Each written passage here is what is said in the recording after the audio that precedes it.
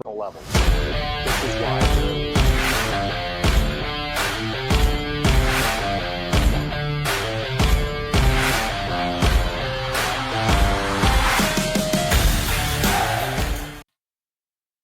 Hey, everybody. Welcome back to the Baseball Recruiting Deep Dive Podcast. Today, we're joined by John DeRouin, the pitching coach from Arizona.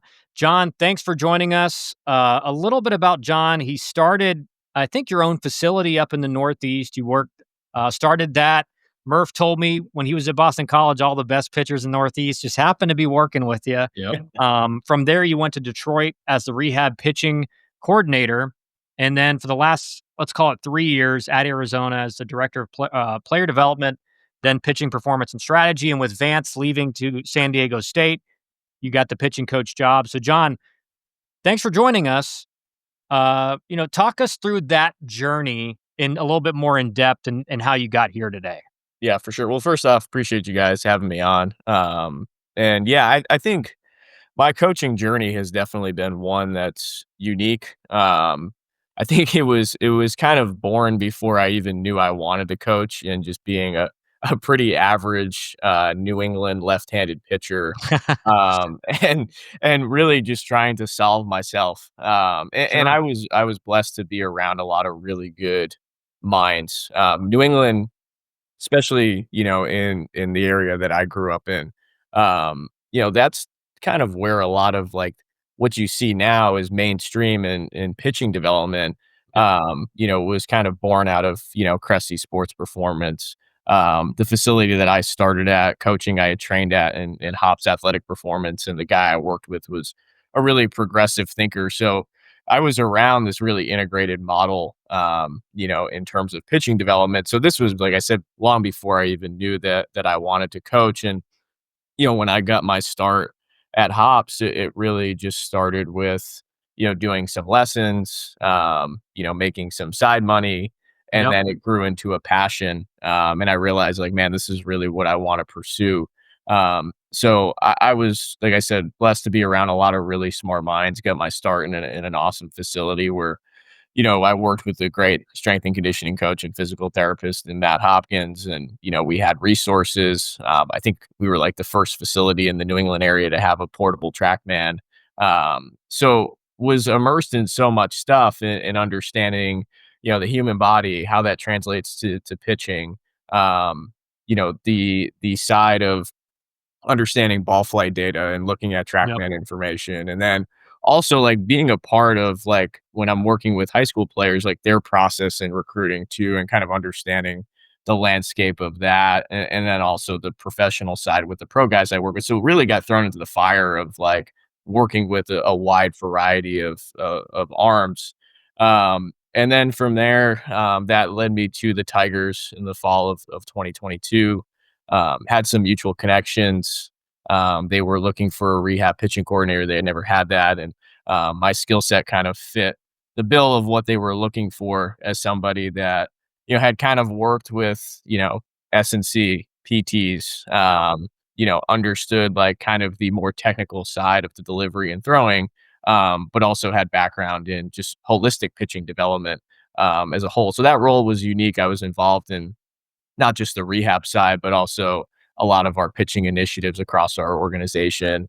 Some work on the amateur side ahead of the draft. So was involved in a lot there. And then I had known Coach Vance, back when I was in the private sector, from his time at University of Rhode Island and then Boston College. And they were looking to bring in a second pitching guy here when he had got to Arizona. And I had never really had the thought of going to college baseball, to be honest. Yeah. And, Kevin and I, being good friends, we had shared a lot of ideas. I trained a lot of guys that he had at both of those spots, and he recruited a lot of my guys. So we had bounced ideas back and forth for years prior to that, and it was the perfect opportunity for us to come together, and be at a place where our head coach and Chip Hale is awesome. He Yep. shared the vision of trying to really grow the pitching infrastructure here, and turn this place into a place that was desirable for pitchers from around the country to want to come to and develop. And so, in now going on 3 years, it's been awesome to see this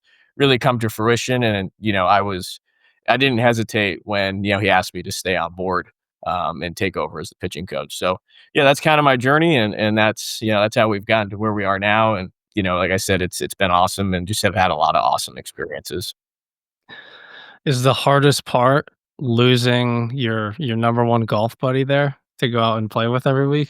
Yeah, I think that is the hardest part. Now it's like, man, who do I golf with? But Yeah. fortunately, our staff, we've got a lot of people who golf. You kind of have to out here. It's like Yeah. it's almost a For sure. requirement. Like it's kind of in the job description and the fine print. Like must be able to get out and golf. But no, it's a lot of fun. We had some good times on the course. Yeah.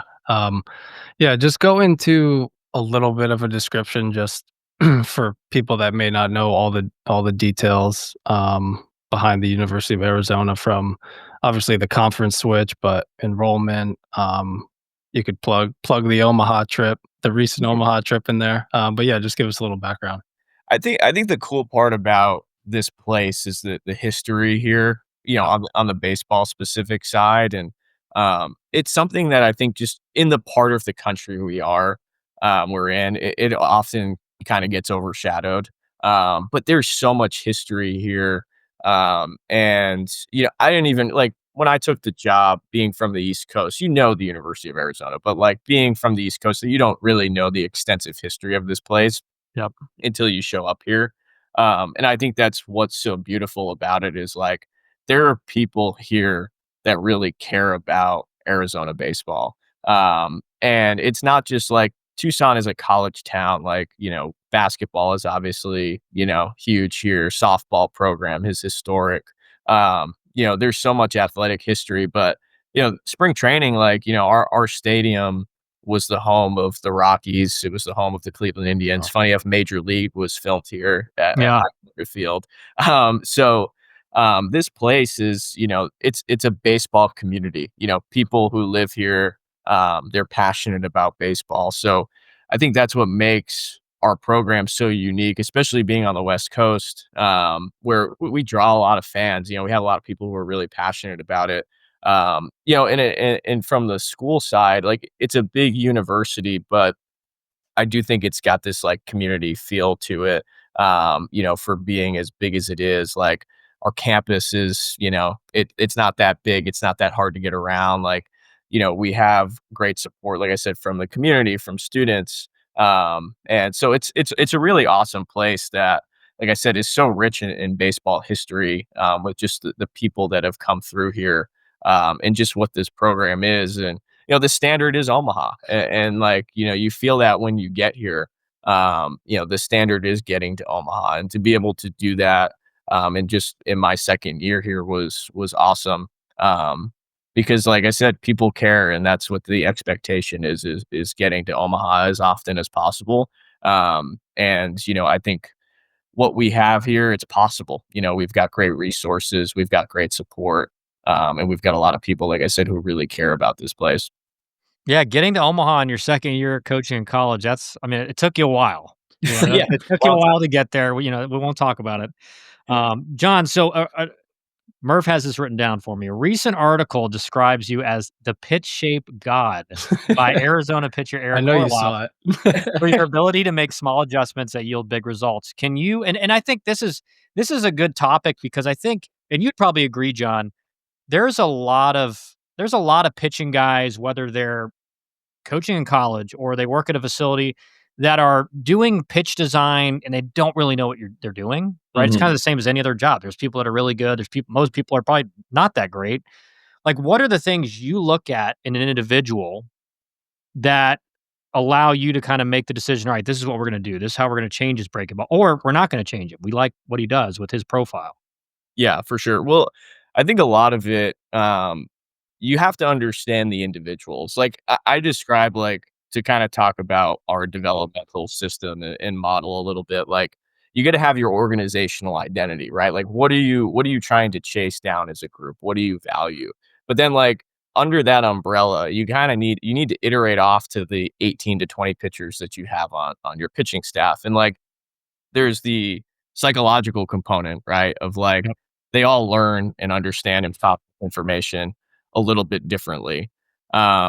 And then you have physical qualities, right? Like understanding the human being, right, and how they move, how they organize, both just from like their physical structure, like away from throwing a baseball, what do they have access to? And then when we start to like look at the information from a biomechanical, lens, from how they leverage the ground with our ground reaction forces Mhm. we collect, and looking at hand to ball interaction on Edgertronic, right, and tying that into then the present version of their arsenal. What shapes are they throwing? Then like from there you can reverse engineer a process of saying, okay, this is the present version of this guy. These are his superpowers, these are his limitations. And like we talk about limitations not being like that's going to like that's, you're hamstrung and you can't do things. It's Yeah. like, hey, we just can't try and fit a square peg into a round hole. We got to know what we have to work within and find the best pathway for that guy. So in terms of pitch design, like there's a lot of ways to produce pitch shapes. And I think what gets lost is like, everyone thinks there's maybe a couple ways or one or two ways to throw a changeup, or, one or two ways to throw a sinker. And like what we try and do is take all of that biomechanical information, take all the physical assessment and understand like how's that impacting hand to ball interaction? Like, can we leverage seam shifted weight? Can we use, different seam orientations that are ultimately going to get us to the desired pitch shape? So, Yeah. there's multiple pathways to throw different pitch shapes, but there's one or two pathways that are probably going to make sense for a specific individual. So we need to figure all of that out. And really, like for me, I try and leave no stone unturned in terms of what we're doing to solve that. And ultimately, the more information I can gather, then we can be quick to action, and we can do it in a non-invasive way, right? Like you want to be able, like for buy-in purposes, like I want players to see things happen, especially on a pitch design and Sure. in pitch design space, like pretty quickly. Like they're starting to see that shape come to life. It may not be there right away, but they're starting to see it come to life. Yeah. And the more information I can collect on the front end of that, then like we can make it easier on the players so they can start to see this come to life, say a little bit quicker. Yeah, I have a lot of questions. First one, so obviously everything you just mentioned sounds more like the pitching development guy. Mhm. I guess the description, and obviously that's who you were. So how does this transition work for you now going to be the pitching coach? I saw you hired another pitching development guy. Like I can't imagine there's a world where you separate from that stuff whatsoever, but you also want to groom the guy underneath you to be able to help in that sense. So yeah, just from a role standpoint, how does that, I guess, like how is that affected? Yeah, so I think like the obviously the job now has greater responsibility. Mhm. But you know, I still coach for the same reasons I coached, when I was working with two guys, Yeah. 6 years ago, 5 years ago, whatever it was at Hop. So, what gets me out of bed every morning is a burning desire to help each guy on our staff be the best version of themselves, right? And I think like and for us, I think the cool part about what has happened here is like we have not just had so much success, as a team, as individuals from a playing side, but like our staff is like we had two guys from last year's staff. One went with Kevin to San Diego State. Another one is now the director of pitching at BYU. We had one guy who worked with us who was still training, actually, when he was on our staff, signed with the Chicago Cubs in the spring. And then Owen, who I promoted, worked with us last year, and is now in a full-time capacity. So we talk a lot about like staff development too, like this being a place where you can springboard yourself into opportunities, whether it's in college baseball, professional baseball, whatever it may be. So, I like that's important to me because I had a lot of great people that helped me get to where I am now. So like, I want to be able to use, my experiences, my platform to be able to help others come to our program and grow in their coaching careers. So for me, it's like trying to like I don't want to give up too much of what I'm so passionate about in coaching. Mhm. But also like I do think in the recruiting space too, right? It's like I try and be as genuine as I can about what we do and what we're going to provide here. Because like at the end of the day, I want players and families to realize like what they are going to get at Arizona has substance to it. Yeah. It's not just you come here for however many years and then, that's it. Like, we're here for you for the remainder of your career. And like the coolest part for me is like I have our guys who got drafted this year texting me about coming back to train in the off season. Like last year we had all of our guys from our 24 draft class, pretty much all of them came back to train. And it's like I joke, we run spring training 1.0 out of our facility here at High Corbett. That's awesome. And it's awesome because like it's built on culture, it's built on relationships, it's built on the fact that guys feel like they're getting better being here. And that's really like kind of my shtick, I guess, in this recruiting process is like I want you to understand that you're going to come here and get something of substance. And you're going to have a real opportunity to grow and develop. Is it always going to be easy? No. But at the end of the day, I'm in the foxhole with you. Owen, who works with me, we're in the foxhole with you to figure this out, to ultimately help you, on the path of trying to achieve your dreams. And I don't know if that's the case in a lot of other places, just given this new world that we're in, where a Yeah. lot of it's driven on player acquisition Yeah. and survivorship bias. And for me, like I think we've won on player development. We've won on bringing in the right pieces and finding ways to extrapolate value out of the pieces who are here. And I think that's how we've won as much as we have, and we've sent as many guys as we have into pro ball in the 2 years that I've been here is we've really figured out what that best version of each guy looks like.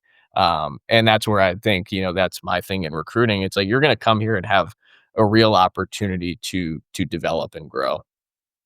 John, so obviously going from kind of the developments side, which you're still going to be heavily involved in, but into the pitching coach, official pitching coach role, where you're the one that's really in charge of the in game strategy. Which hitters are you going to attack? Which hitters are you going to avoid? Um, and what the pitch calls are going to be.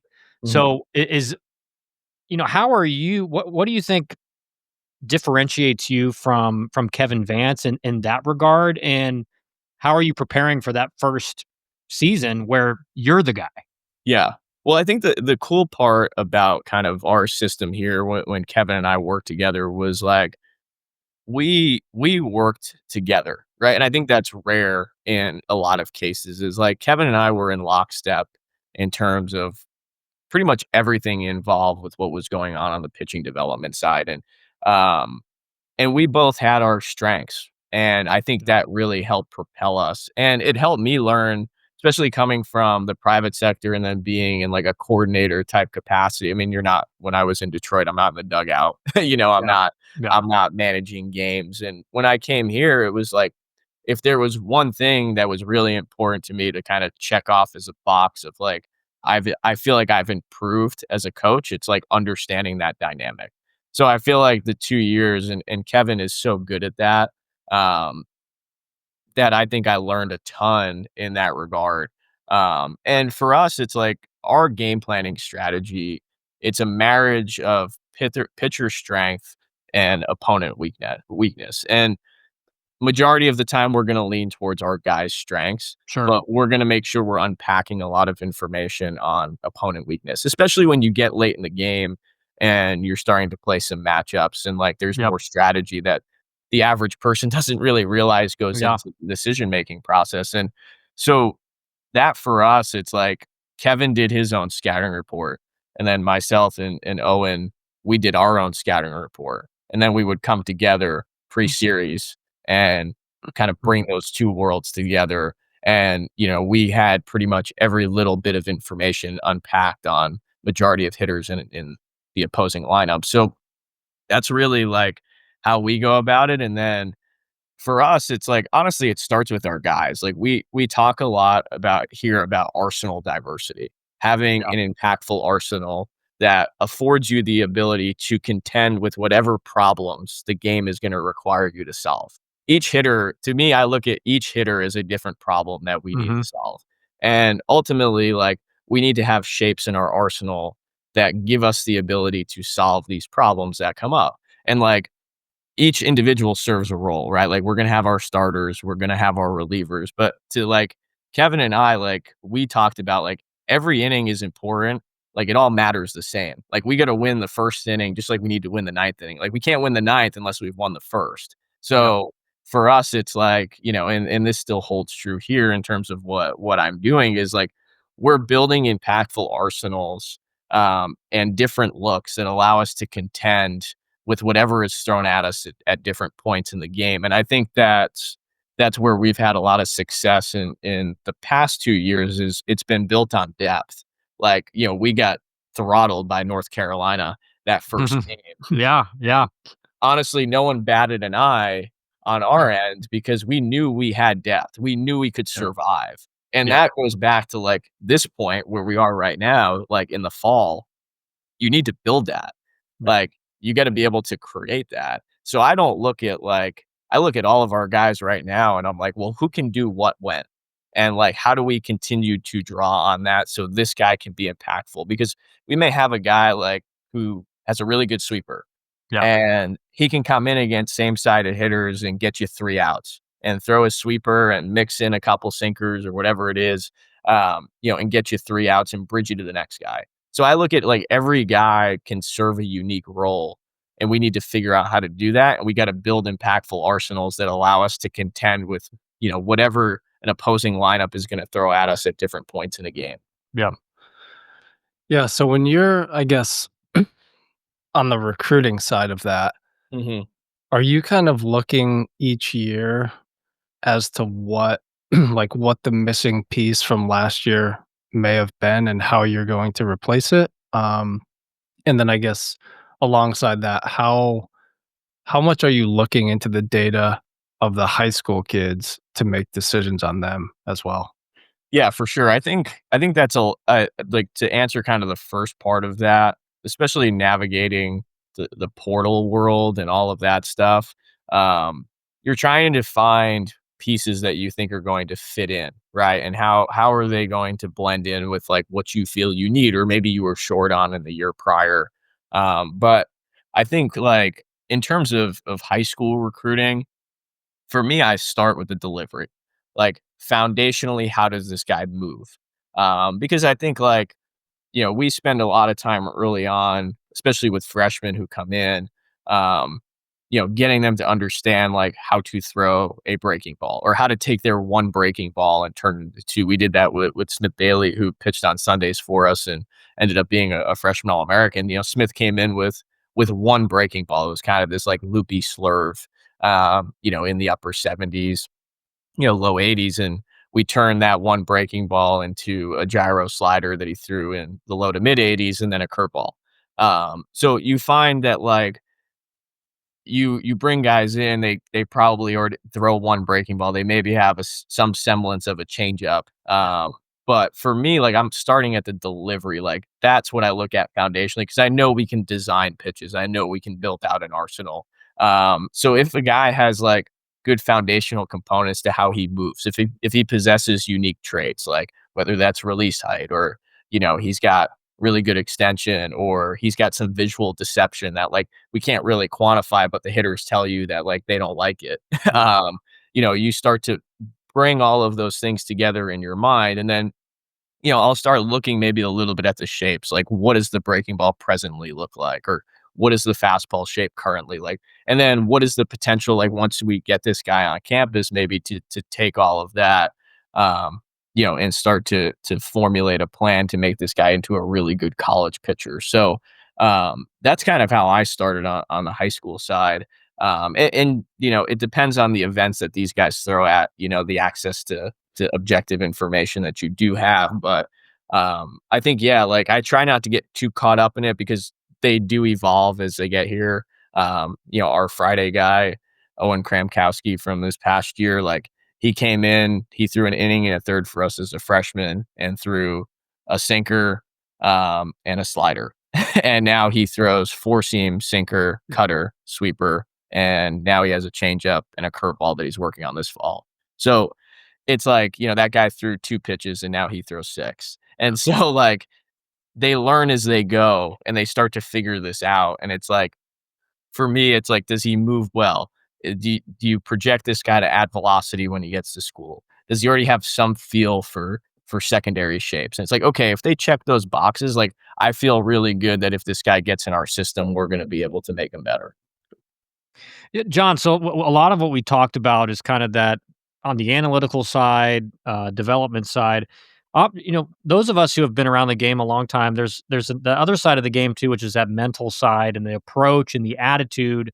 And we've all faced guys or seen guys on the mound who you're like, man, his stuff's like not amazing, but he just like he like knows he's going to get you out, and some Mhm. he does. He gets you out every time. What is your you talked about the overarching strategy of the team and the pitching staff in general. Um, what is it that you try to get your guys' attitude and mentality to be out on the mound? Because that's Yogi Berra would say it's more than 50%, but it's at least 50% of the equation, right? Yeah, no doubt. Well, and I think it really is important at this level, because you know, when I think about it, even coming from pro ball, like this is one of the biggest jumps, unless you're going from double A or triple A to the big leagues. Like this is the biggest jump that a lot of these kids are making, going from being 17, 18 years old, playing high school baseball to going to play power four baseball, which, now you still have 23, 24-year-olds that are floating around. Right. So like when you talk about They that, got kids, man. They got yeah, kids now in college. yeah, 100%. It's it's crazy, and, like, so when you think about that age gap, like, when in their lives, really, until they show up here, have they ever played against kids that are maybe 4, 5, 6 years older than them? Yeah. And you're not gonna get that again until you probably get to the big leagues, right? So, the mental side of this is extremely important. So for us, like, we talk about like breaking this down to trying to win one singular pitch, right? And like, how are we going to do that, right? And it goes into understanding, like I said, the individual, all the physical stuff that we do, and then like formulating an impactful plan for the individual. Like, what are you showing up here every day trying to accomplish? Like, in the practice design is important to me because I've spent a lot of time looking at like motor learning and skill acquisition and like how do we create new skills. So Yep. ultimately, like the practice structure for me for these guys every day is important. And it may not be like, oh, we sit and did a presentation on mental skills, but ultimately if you're building new physical skills and you're seeing yourself objectively improve, then like you start to create more self buy-in on like who you are and where you're Yep. going. Yep. So if we're giving guys like something to do every single day and they're working towards it, like ultimately they start to see themselves getting better and that creates more buy-in on who they are. Confidence too. 100%. So, Yep. and then we talk about um in my first meeting with the group, like we talked about how we define success, right? And I think a lot of kids define success as like this finite point. Like once I get here, I've become successful. Once I win the weekend, starter spot, I've become successful. Once we as a group go to the College World Series, we are successful.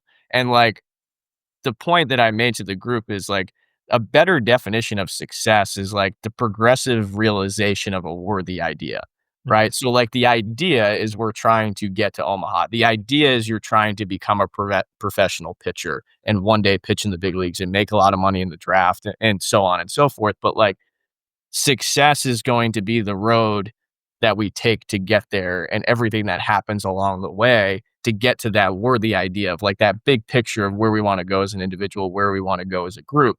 So when you start to give guys an understanding of like what they're working towards every day, then I think you start to build confidence because you take that big picture, you allow them to write down their goals, what they want to accomplish. They know what they're working towards. But then we're able to distill all of that down to like, this is the path we need to take to get there. And then you get them really immersed in the process of becoming that, like working towards that Yep. goal. So that's what like I try and get them to realize here is like Rome wasn't built in a week. We're not going to get you to the best version of you tomorrow. Um, it's going to take time. It's going to happen over time. And if you buy into that process of what you are becoming, then you will become whatever you want to be.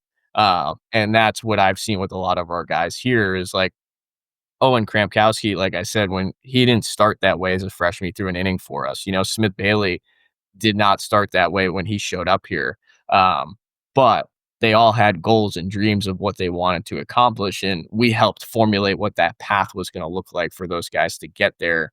And that's what I get excited about is like, what are we going to show up here to do every day? And like, if you show up and the only thing I tell guys, I don't have rules. Like the only thing that I am going to ask is that you show up here every day, with an unmatched desire to be the best version of yourself. That's my only rule. That's all I ask from every single guy that shows up here. And if they do that, like, man, like the sky's the limit in what guys can become. Yeah. So coming off obviously a super successful season with the Omaha run, how have you noticed going into this fall, obviously coming off such a high last year? Now the guys get back on campus and it's like, all right, we're starting from the first pitch in the bullpen again. We're starting our journey to get back there. So have you noticed guys seem pretty motivated and excited to get back there? Or what's the feel like this fall? Yeah, I think it's unique because we lost a lot from last year's group, and I think we were third in the country and most amount of draft picks, or tied for third, whatever it was, and It's a good thing and a bad thing at the same time, yeah, right? it's great, and that's what you work towards, right? And chances are, if you've gone to Omaha, you're probably losing a lot of pieces, from that team, and so it's great because like ultimately that's our goal is like, my mission in doing this is to like give you an opportunity to come here and win championships. And then chances are if you're contributing to winning championships, you're going to be able to achieve your dream of moving on to the next level. So I think that's what drives our group, to be honest, is like, and the new guys that came in, this fall, the freshman class, the pieces that we added out of the portal. I think when people come to Arizona, they're coming for, like I said, that opportunity to develop, that opportunity to grow, that opportunity to then be a part of something bigger than themselves. So I think that's what motivates our group is like, when you do it and when you get there, it's addicting. You want to go back. And the guys who came back, and still, have eligibility and are back with us. And, these new guys, it's like this perfect marriage of like, you have guys that have been there that want to get back and want to do everything in their power to get back. And then you have this group of guys that came in that witnessed the run and saw it, that are like, well, now I want to be a part of that. And I think that's really powerful if you can tap into that, as a coach, because that's how you get everybody rowing in the same direction. Like, and I think that's what really propelled us to Omaha last year was just this blind faith by our group that anything was possible. Like, and that's powerful when you get a group of individuals to come together, in that manner and really believe in everyone in that room that we're going to do this. Then like, you achieve things that you never expected you could achieve. And that's how I felt like after game 1 in Chapel Hill. It was like we won. It was like, yeah, well, we win tomorrow. They don't want to face us game 3 because if we get to game 3, we're going to Omaha. And that was like the mindset of like, hey, we just lost. Who cares? So what? We know what we are in this locker room and who, what we're capable of doing. And that's all we're going to do tomorrow. And we take care of business tomorrow. Don't let us get to game 3. It's like the whole 04 Red Sox, like Kevin Millar running around, but that was kind of. We get it. You guys are from Boston. All right. We get it. Okay. I had to give my shameless Red Sox plug there, but yeah, I think it's just the cool part about, the groups that you have every year. It was the same thing. I mean, 2 years ago when I first got here, we inherited a group that had like a 7.5 ERA in the Pac-12, and they were playing games that were 18-16, and it was a lot of guys who came back off that team, and we then we had like a 3-something ERA in Pac-12 play, and we were projected to finish 9th in the league and won the regular season and the tournament. Like, when you get guys who just buy in, to who they can become, and like I said, them understanding what success looks like, how do we get there? It's like, then you achieve things that you never really thought were possible, or people outside of your walls of, of what you have going on don't believe is possible. Like, it's just, it's impressive to see it come together. And that's where I think like the culture aspect of this is so important. It's something that, we push so hard to really build here. Murph, I think we're going to have to do a 2-part series of this because this is maybe the least amount of questions we've asked. Too much good content. No, John. So Take us through, because I know we're getting low on time here, but take us through kind of a day in the life of a brand new freshman on campus. What their schedule typically looks like once individuals and practice start. And then, what are those guys struggling with the most, in your opinion? Is it the physicality? Is it how mature of a pitcher they are? Is it the academic side? Take us through that for your freshmen. Yeah, so we bring our freshmen in on the pitching side specifically. They come in the summer, and then our position players will go play. Um, they usually a lot of them go play in a league in Yep. Utah. So we get our position players out to play, and then our freshmen get on campus to do study hall and work with our academic people to kind of get everything off the ground on the academic side. And then also they'll get into the weight room, which is like the most important piece to get them acclimated with like what that's going to look like. Yep. So I think like that helps the transition into the fall for these guys because they're here for 5-ish weeks in the summer. So that really prepares them for what it's going to look like when the fall starts. But I think the biggest struggle that I find with freshmen is accepting failure. Because when you come to a place like Arizona, chances are you've dominated in high school. And like Yeah. you don't perceive like how you perceive failure is a lot different in high school than what it is when you get here. Like, and you see it where guys come in and they get jumped for 4 runs in an inning. And you got to roll the inning on them in their, second outing of the fall. That's never happened in their life. Right. Yep. So like their acceptance of that is what is like the biggest thing for me because like when you talk about growth, it's like the first step in growth is like the acceptance of who you are right now in this specific moment in time. Right. And like the only way you can get to that next space, that next place that you want to go is by accepting, hey, this is where I'm at right now. This is my reality. And so for a lot of these guys, it's saying like, hey, you're really good, you're really talented. There's a reason why you're here. But like it's okay if you quote unquote fail, right? Like Yep. that's why we're here. We're here to support you and help you. And like the moment that they buy into this idea of like, well, failure is what I created to be, right? It's a man-made word, right? Yep. It's in the dictionary with a definition. We are the ones who define success and failure. So when you get them to strip the result away from like, their own mental thought process of like, well, I gave up 4 runs, so I failed today or whatever. And you start to Yep. like get them to shift their mindset to like, no, this is an opportunity for growth. This is an opportunity for me to learn. That's when these guys really take off. So I think that's like my biggest advice when you're talking about like coming into college is like come in with this mindset of like, I am here to learn and be a sponge.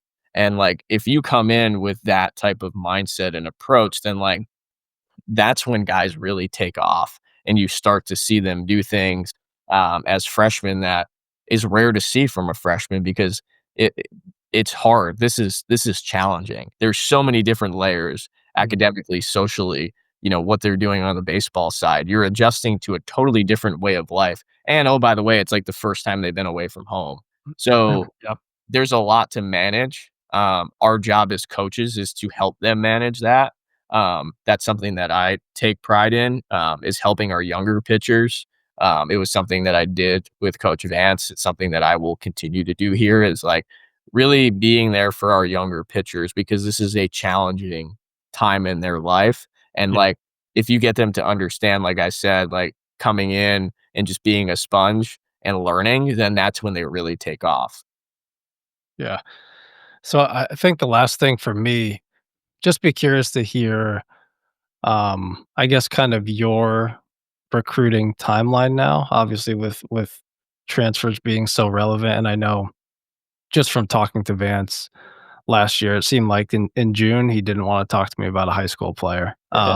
So yeah, just curious on how you see that timeline looking, kind of moving forward, like when you'll be done with that 26 class, 27 class. Yeah, just talk to us on that. I think the pace of recruiting has definitely slowed down.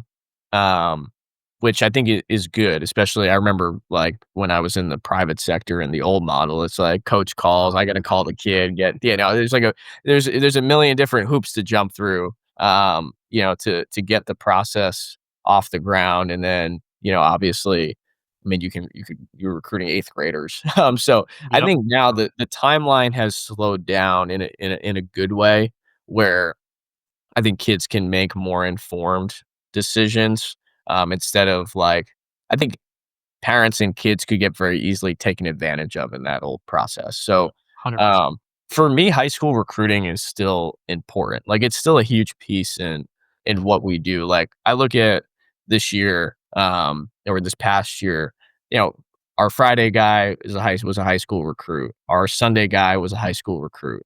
Um, one of our closer was a high school recruit.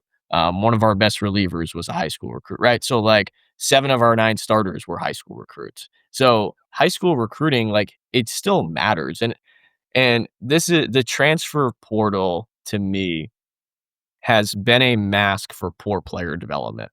And it's very easy when you have money to be able to throw money at your problems and acquire the pieces that you hope can mask what your inefficiencies are.